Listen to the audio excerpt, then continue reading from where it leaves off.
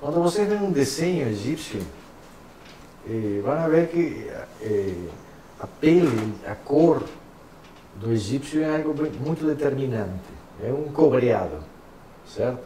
Quando vê uma cor diferente, vão ver geralmente que está associado a algo estrangeiro. Tá? Barbas trançadas de forma diferente, penteados diferentes, cores de pele diferentes.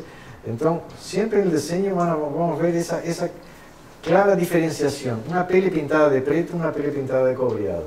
Mas toda a pele dos desenhos egípcios é cobreada. Ou avermelhada, associada a um rei, a uma rainha, a uma princesa, etc. Então, dentro da egiptologia existem umas ondas aí, muito fortes, há muitos anos, com influências dúbias. É decir, os egípcios são negroides, é decir, partem de uma raça original negra. Segundo os desenhos egípcios, não. É decir, eles diferenciam bem o negro, a raça negroide, da raça cobreada que eles eram. Então, em uma época, eu fui atrás de exames de sangue para poder avaliar isso. Então, temos um estudo que aparece no livro da História Geral da África, da Unesco.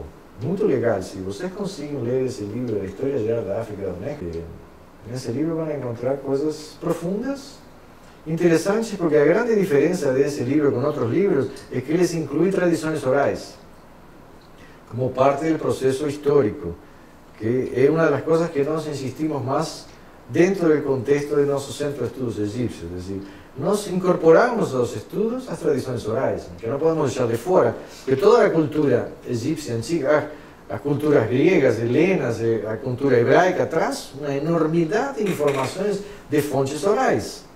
É decir, não são fontes filológicas, então temos que nos abrir a novas formas de conhecimento e de passar as informações.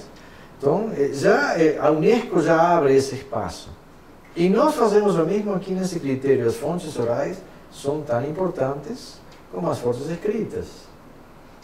Tem muito material escrito na cultura egípcia? Tem. Tem várias enciclopédias no mundo todo, principalmente escritas em alemão, que trazem traduções de papiros, de centenas, milhares de papiros, que podem ser estudados, lidos e sobre isso tiradas conclusões. Mas as tradições são muito mais. E as tradições, às vezes, uno encontra aqui um velhinho de uma tribo lá no meio do deserto, dentro da própria maçoneria uno encontra tradições, dentro dos Rosacruzes, encontra... Bom, mas em todo isso é viagem. Não, algumas coisas têm uma origem que pode ser confiável e que uno pode ir atrás.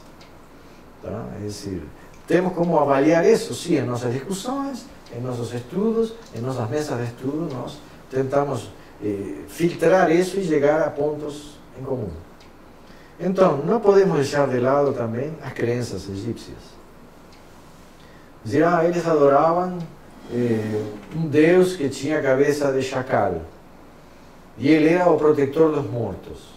Bom, hoje nós sabemos que dentro dos cemitérios egípcios tinha chacais. Se vocês entravam a roubar um túmulo, os chacais comiam você. Então era o protetor dos mortos, tá? É decir, pero não transformar isso em algo vulgar, estúpido e ignorante. Tinha umas razões para eles criar uma simbologia e nós temos que entender e respeitar.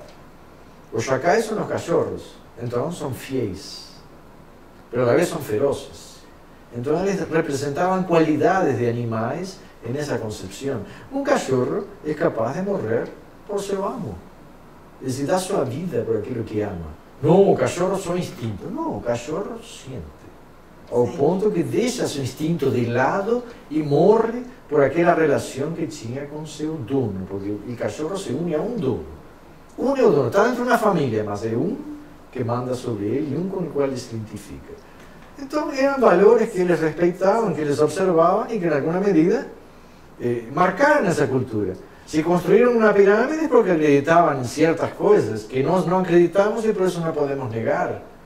Então, não vamos deixar de ir ao nosso centro de estudos estudar tudo o que faz parte da cultura egípcia.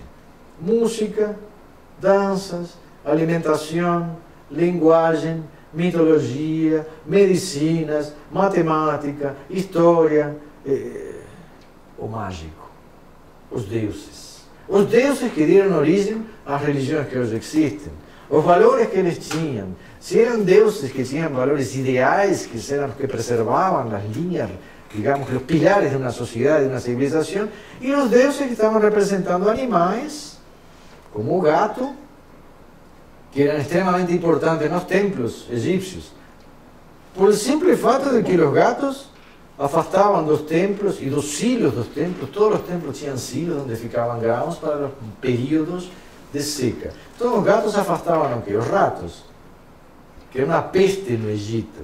Bom, então vamos endiosar o gato, tratar bem o bichinho, porque ele é o veneno que eu tenho hoje para afastar dos silos e dos galpões os ratos, que ainda são um problema que não foi resolvido até hoje.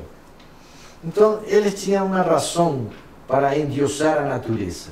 Nós perdimos essa razão e estamos tentando recuperar ela aos poucos. Nossa sociedade está endiosando novamente a natureza, mas ainda não endiosou grandes ideais que são as bases de uma civilização e de uma cultura. Estamos tentando retomar eles. Então, aonde que eu quero ir com isso? Os egípcios tinham um certo chauvinismo, narcisismo, isolamento, sim, como eu falei anteriormente, tinha medo de pegar enfermidades de outras raças e de outros povos, não misturavam seu sangue. Eu acho que se foi criando uma raça com o decorrer de muito tempo, e por isso sempre quis ter acesso aqui a estudos que fossem genéticos ou que nos dessem exames de sangue.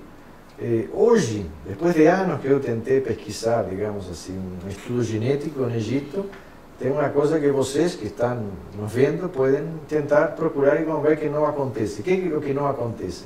É um crime, considerado crime do Estado, de Estado, fazer um estudo genético de uma múmia.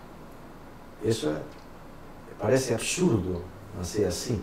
É decir, quem devia ter interesse dos estudos genéticos para definir a história dessa raça, a origem, de onde essa raça vem, deveria ser o próprio Estado. Mas o Estado não permite, sob pena de prisão, porque um crime é fazer estudos genéticos. Que se podem fazer de quê? Dos dientes de uma múmia, perfeitamente, se conservam.